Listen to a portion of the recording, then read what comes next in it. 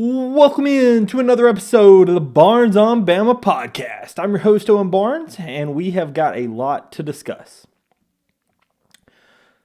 First off, I want to thank all the new subscribers. I know we are ahead for a very, very long sports season, a long awaited. Everybody's been waiting on football season for first kick. I know a lot of fans in here are waiting for basketball season. We actually have a little bit of news for both sports that we're going to discuss. But, for any of you that are new to the channel or not familiar with kind of how the schedule works around here, the plan for this year for football is going to be we're going to have Thursday episodes that are going to come out, probably going to come out around Thursday around noon or so. And those are going to be previews for the game ahead, right? So for that Saturday's game, so well in advance. Like I said, they'll come out Thursday to be available for you for the game on Saturday. And then I will record recaps on Sunday. So I'll try to record them Sunday after I get home from church, try to put them out Sunday evening. So that's going to be the football schedule for this season for the podcast. So we're going to do Thursdays and Sundays. Just a little bit of a heads up. If there's any important news that happens during the week, we may have some emergency episodes, some shorter episodes that come out. This does not mean that we will not cover basketball. We will, of course, cover basketball as well as things come up. I know here for these first couple of weeks, it's going to be football by itself. There probably isn't going to be a ton of new basketball news that's going to come out. Of course, anything that does come out, we will talk about. I do have some guests that I have scheduled that are going to be coming on to, kind of get some of us our basketball fix, because in October, that's when, the season really starts to ramp up. We're going to have some secret scrimmages. Some of these are going to be televised at some points. And then, like Bama and Boutwell is going to be happening. And then you have your first game on November the 3rd, right? So this first month of, right now in August and a little bit of September is going to be a little slow. But then when we get to October, that's really going to ramp up for the basketball news. So if y'all are interested in football or basketball, as always, any subscriptions to this channel really does help me out. If you have any content that you want me to talk about, just throw them down in the comments. I do read all those. Try to comment on as many of them as I can. But let's get right into the show. So first things first, we'll talk about football. And I'm actually going to talk about the breaking news that came out today. I'm recording this on Thursday, August the 21st, and not that long ago, actually a couple hours ago, it was announced that the SEC has come to a decision as it relates to future scheduling. And the decision that they have made is that all teams are going to be required to play 9 conference games. Those conference games are going to be split how we had heard, where they're going to have 3 permanent matchups, and then you're going to rotate between the other 6 teams back to back. And then additionally, what they're going to do is in a 4-year period, you're going to play the rest of the conference, both home and away, right? So in any 4-year period, you will have played, Alabama will have played every team in the conference, both in our stadium and on the road in their stadium in a 4-year period is the model that they're going to. But in addition to that, they're going to be adding a requirement where every team has to play another high major team. Almost a Power 5 team plus Notre Dame. In college basketball, you talk about a high major. Either way, right? Like a big power school is who you're going to have to play. And, obviously this is the SEC kind of pushing back at what the Big Ten has been talking about. I know there's been a lot of discussion around the college football playoff and around the number of teams that the Big Ten and the SEC are kind of going after for automatic bids. A lot of the push has been the Big Ten was mad the SEC only had 8 conference games, so they were trying to push to get the SEC to 9 conference games. The SEC kind of did one better than that and hey, we're going to go 9 conference games and we're going to play somebody from another league. There is some question around the teams kind of like Alabama that have multiple power conference teams scheduled. Like, for example, this season where Alabama has Wisconsin and Florida State. That is something that we have scheduled in some coming years. So the question is going to be, does Alabama keep the 9 conference games and 2 power conference teams to potentially only get one of your cupcake games, so to speak? We'll have to see what happens with that. I'm not sure what the schedule is going to shake out to be and what that's fully going to look like. We will have to see, right? Right. That's something that, like I said, we just are fully unaware of currently. But the SEC has come out and said this is what they're going to do from a scheduling standpoint. I personally love it. right? I think that, at the end of the day, this sport is one where, the way that the SEC is doing it, obviously being able to play every team in the conference home and away within 4 years is great. When you're looking at like Alabama and Georgia, right, that rivalry's kind of been talked about, obviously with them playing the last 2 seasons. But it's a situation where Alabama and Georgia really, like, one of the last times they played in Athens was in 2010, right, or 2015, right? Like it's been a long time since they played in Athens. It's been a long time since they played in Tuscaloosa, right? These rivalries that were not the guaranteed rivalries like your Tennessees of the world that Alabama plays every season have been games that have been kind of lost by the wayside even though you're in the conference with them. These have not been games that you've played a ton. And because of it, it does hurt some of the rivalry, the fan bases, etc. And, like when I was in school, I'm trying to think. I don't even think we ever played Georgia while I was in school. I was in school for 4 years, right? So like these are obviously outside of like a national title game, right? But these are the things you kind of have to think about is some of the interconference rivalries, so to speak, get lost when you don't play everybody. So I think that going to 9 conference games, going to the 3 guaranteed games like they're going to, where it's going to be similar to basketball in that sense, right? In basketball, they have 3 games that are both home and away, and then you play everybody else. In football, they're doing it the best they can, where it's 3 teams you're going to play every season, right? Those are going to be your locked-in rivalries for Alabama. I would assume this is going to be, if I was guessing, Alabama, Auburn, LSU, and Tennessee maybe is going to be the 3 that they're going to save. But, we'll have to see what those games fully end up being. But these are the things that you kind of have to look at as the way that the SEC is going with their scheduling. And again, I think that this is a really, really good thing for the SEC. I think this is going to allow for bigger games. Obviously, college football is a sport centered around viewership, is centered around them TV media deals. So, having another 16 games that are just better, that's a great thing to see, right? That's every team is getting another game that's a power game on their schedule. So that's, in my mind, always a good thing to see. Very happy to see that, or I guess 8 games, one more weekend that has all the SEC teams playing a power team, right? So really, really happy to see that. Also curious to see how it shakes out on who some of these who some of these other SEC teams schedule on the other power conference side. I know Alabama has been doing this for a few years. They've got Notre Dame scheduled in the future. They've got Ohio State scheduled in the future. Alabama has got a few of these that they've been scheduling out with these home and homes. So this isn't really going to be much of a change to Alabama's schedule except for the conference side. But I am curious to see what some of the other teams in the SEC end up scheduling, right? Do you get like a Notre Dame versus Georgia, Notre Dame versus Texas, right? Like, are we going to get some power games? Like, I think that's a real possibility with the SEC, forcing their teams to schedule other high major teams, and I'm really happy to see that. So I'm very curious to see, what future schedules kind of shake out to be. Then on the specific Alabama football front, Alabama football actually announced their team captains. This is something that has been done, is in my mind, a little differently than how Nick Saban used to do it. I know Nick Saban previously, with his teams, he announced the season captains at the end. But the team voted on their captains, just before practice a couple of days ago, and it was announced that the team voted on Ty Simpson, Parker Brailsford, Deontay Lawson, and Tim Keenan III to be the permanent captains for this team. What this tells me is a couple things, right?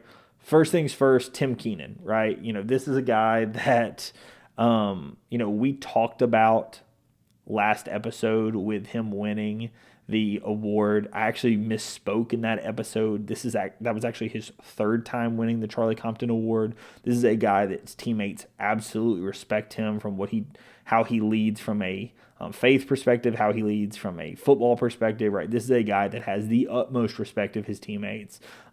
He does not shock me in the slightest bit that he gets the nod for the team captain pick. This is a guy that has absolutely all the respect in the world in that locker room, so that's a really, really big one. Obviously, Deontay Lawson, this is a guy who was the captain last season, coming back from injury, so him returning as a captain does not shock me. He's a guy that obviously was picked last season and was picked for a reason, has played incredibly well. He's obviously a leader on this team, so that makes a whole lot of sense. On the Parker Brailsford side, I think that one really is big because it's a guy who came with Kalen DeBoer from Washington, but it's also a guy who's only been in the program for 2 years now, right? He's only been with Kalen DeBoer, right? So this is not somebody who grew through the program in the same way that some of these other guys have. So the fact that Parker Brailsford has the respect of his teammates in such a fairly short time to be a permanent captain, that's obviously really, really big. And then Ty Simpson, right?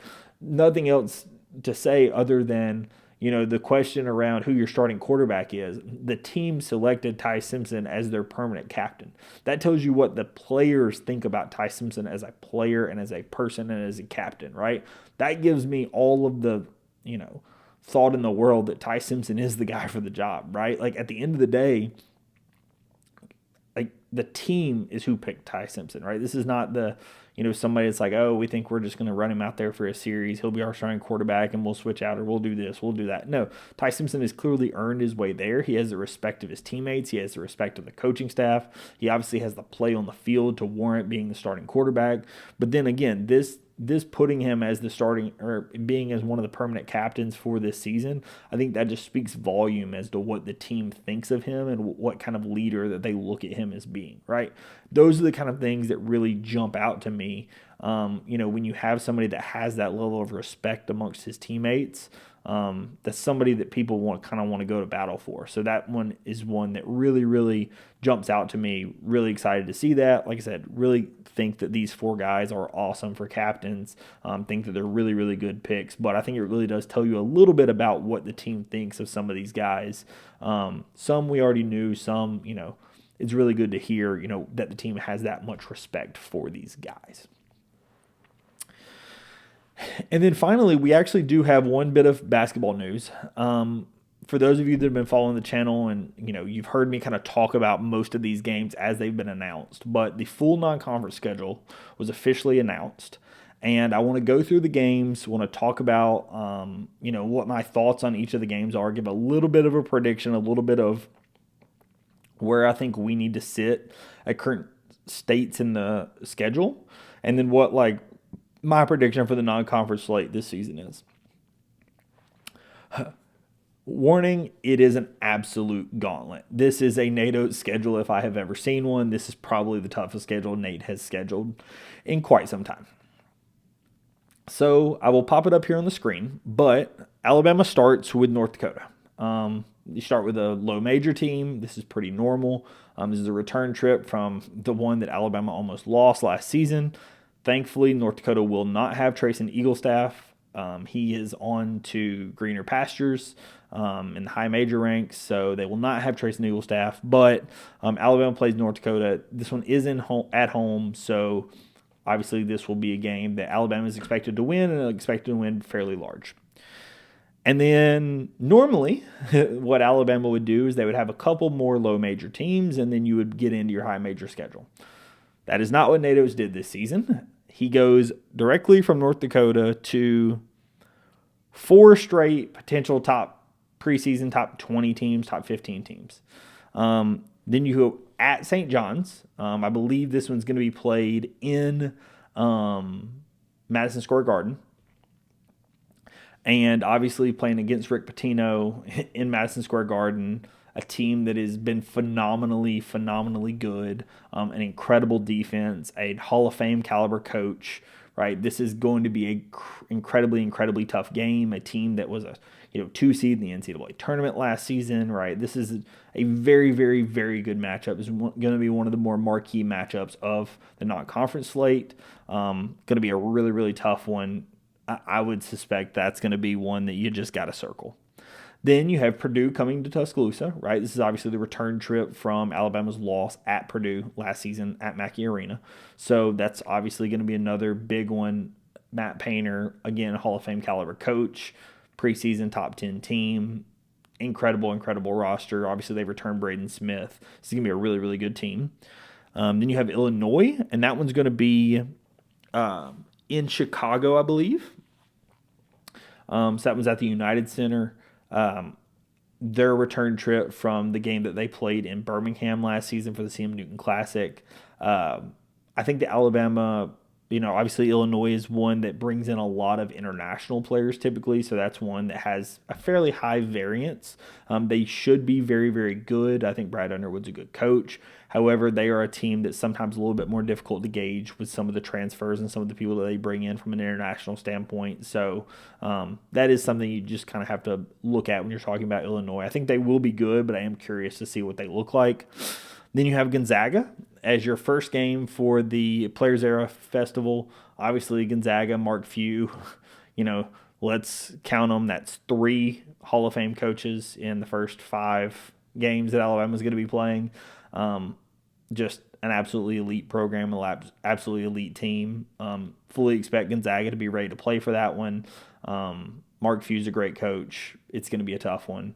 Then finally, you have a little bit easier game in UNLV again at the Players Era Festival. This is going to be a game that Alabama has to win, because either they're going to be, there is a world in which Alabama starts 2-3. There's a world in which they start 1-4, right? Do I think that they're going to start 1-4? No, but that world exists. So picking up the win against UNLV is an absolute must.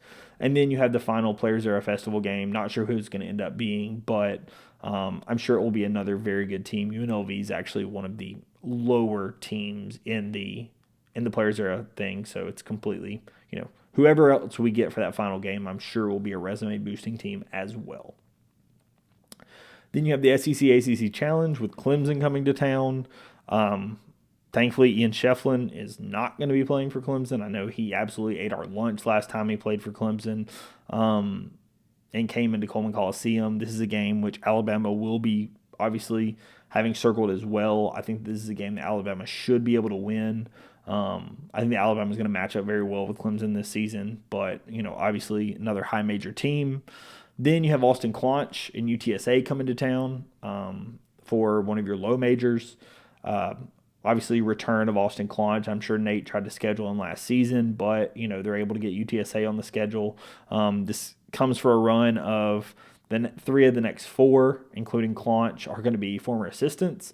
So obviously, it's going to be a big one. So again, you have Austin Claunch coming to town. Then you have your CM Newton Classic in Birmingham against Arizona. Elite team.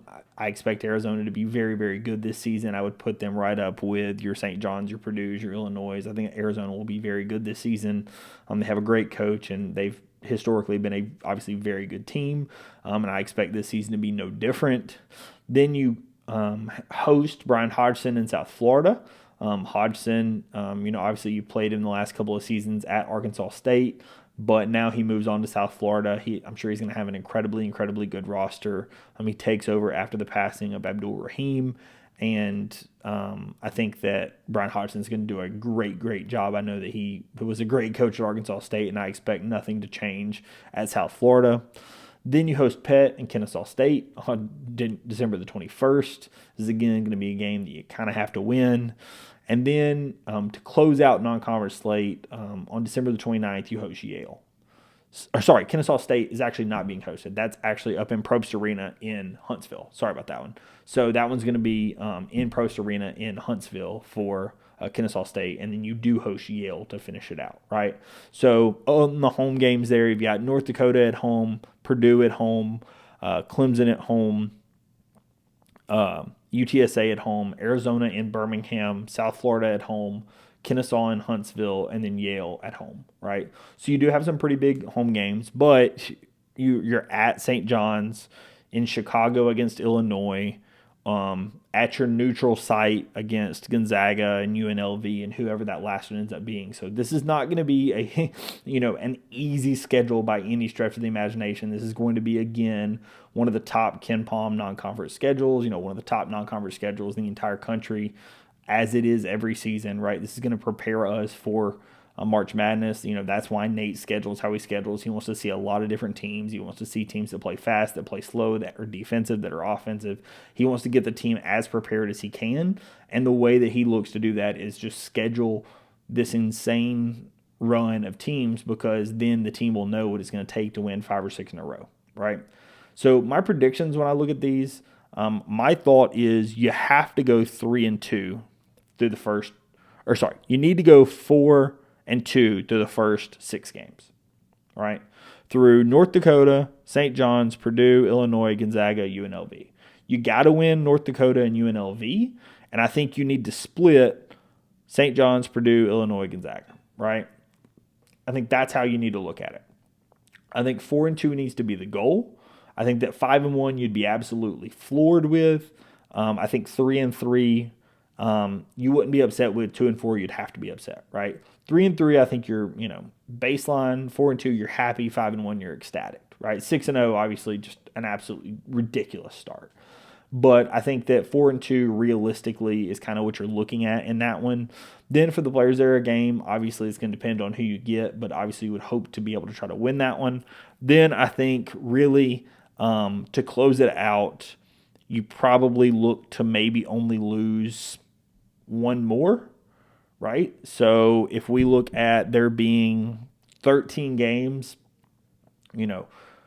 I would think kind of a floor 9-4, 10-3 is what you're going to want to hope for. I think realistically the team could go 11-2. I think that world does exist, but I think that you're not hurting if you go 10-3, 9-4, even 8-5. I don't think that you're absolutely going to be hurting if you go 8-5. Again, it's an insanely difficult non-conference schedule. It's going to be one that's going to prepare you for the future. It's going to be one that I think that is going to have you fully ready. And it's also going to be one that does not at all hurt your seeding in March Madness, does not at all hurt your seeding when it comes to how people are being ranked. Even if Alabama ends up, 9-4, they have 4 losses in the non-conference, it's not going to hurt them because they have an absolutely insane murderer's row that they're going to be playing. And the people that vote on basketball, they're going to see, the non-conference strength of schedule rankings, and they're going to know, and it hasn't hurt Alabama in the past, and I don't expect us to hurt us in the future, right? Alabama just needs to play their game. Alabama needs to do what they're capable of, and it's not going to matter. As long as you play to your capability, I think that Alabama will be completely fine. Like I said, my personal thought is I'm thinking I'm going to say 10-3. I'm going to say you go 4-2 through the first 6, and then you drop one more of Clemson, Arizona, or whoever the final Players Era is, right? So I'm going to say 10-3 is what my prediction is going to be. I think it's a little strong. I think that 9-4 is a real likelihood, but I think that 10-3 is what I'm going to predict. Like I said, I think that you go 4-2 through those first 6. And then you potentially either drop the last one in the Players Era or Clemson or Arizona. And those are going to be kind of the ones that I would have circled for the ones that are the possibilities. Again, do not skate over Yale. Do not skate over South Florida. These are teams that absolutely can beat you, right? At the end of the day, these are coaches that are very good. Hodgson is somebody that knows Nate Oates incredibly, incredibly well. I mean, last season against Arkansas, when he was at Arkansas State, he gave us a crazy game. So do not overlook these teams, but you have to be expected to beat these teams if you're going to compete at the top of the country, right? You just have to be able to beat these teams. So, like I said, my prediction is going to be 10-3. I think that Alabama has the ability to do it. If Alabama shoots really well, they could go 11-2. I don't think that's outside of the realm of possibility. Better than that is just phenomenal, right? Could it happen? Sure, but anybody predicting it in my mind is just rose-colored glasses, and I think that they're being a little unrealistic in probably what's going to happen. Could it? Sure, but the likelihoods, I just don't think it's super duper likely that you're going to see a 12-1 non-conference, with this kind of schedule. I think that, a 10-3, 9-4 is completely reasonable and realistic for what we're looking at for this non-conference schedule. So that's what kind of my thoughts are as it relates to the non-conference schedule. Again, this is probably going to be the last basketball topic that we're going to talk about on the show, at least here for the next couple of weeks with the preview episodes and stuff. We will probably have a standalone basketball episode. I'm thinking probably coming out middle of September with Max Barr of Southeastern 16. I asked him earlier, and he's gracious enough to come on the show, so I'm going to talk to Max. We're going to talk SEC basketball. Of course, we will be talking SEC football here for probably the foreseeable future here for the next couple of weeks. Again, as I talked about at the top of the show, if you are interested in the previews and recaps and such of all the games, subscribe here to the channel. If you ever are curious or want me to talk to somebody or have something you think I need to discuss, if you'll throw it down in the comments, I do read all of those and I really do appreciate it. Thank you so much, everyone, for watching, and I will catch you in the next episode. Peace.